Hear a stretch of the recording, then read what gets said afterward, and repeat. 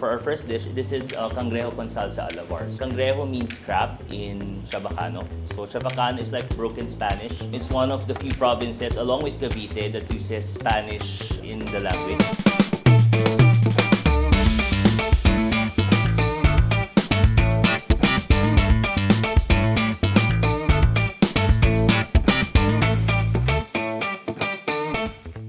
To start off, what we're gonna do is we're gonna put some annatto oil in the saute pan. Annatto oil is a chuete. So we're adding ginger and then turmeric, maybe around 3 pieces. So what does the turmeric do here? It makes your sauce much more yellow. We're gonna add some onions also. You would want to just put everything together and just saute it. Once it becomes well and kind of soft and kind of fragrant, then it means that it's done already. Can you smell it? Tapos we're gonna add our bagoong. We'll add our lemongrass and then tomato sauce grass. For the lemongrass, it's the same thing. I'm not really gonna cut it into smaller pieces. Why? Because when you bite into it, it's kind of off.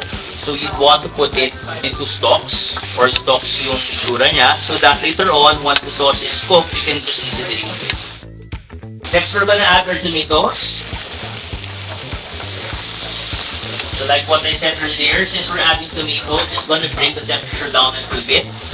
And since our tomatoes have a lot of moisture, medyo magtutubig ito. So next is, we're gonna add our crab fat or alige. Tapos we're just gonna saute it as well. Other people, they don't want the crab fat because it's too fatty, it's too rich. It's okay, you can omit that. Right. So once this is done, we're gonna add our peanut butter.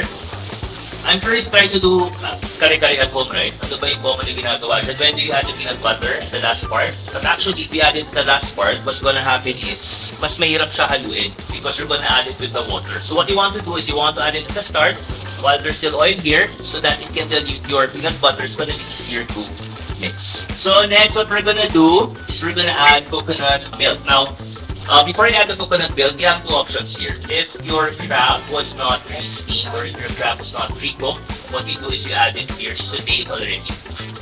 If your crab was pre-steamed, then you can add your coconut milk already. Let it boil and then stuff the crabs in. For cooking, what you want to use is coconut milk, or if you're going to use coconut cream, you want to dilute it with a little bit of water. So once that simmers, what we're going to do is we're gonna add our pre-cooked cangrejos or crab. So we just split this in half. We just open the crab. Once we remove the shell, I'm just gonna mix this in. Tapos if you notice also, yun din yung advantage because we use a little bit of water to pre-cook the crabs. You can actually reduce this and put some of the broth in your sauce.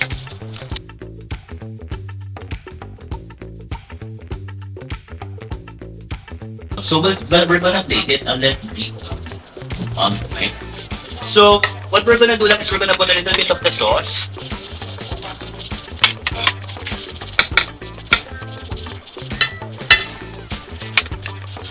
And then we're gonna add some of our ground peanuts. This is just to give it texture. You don't have to put this if you don't want to.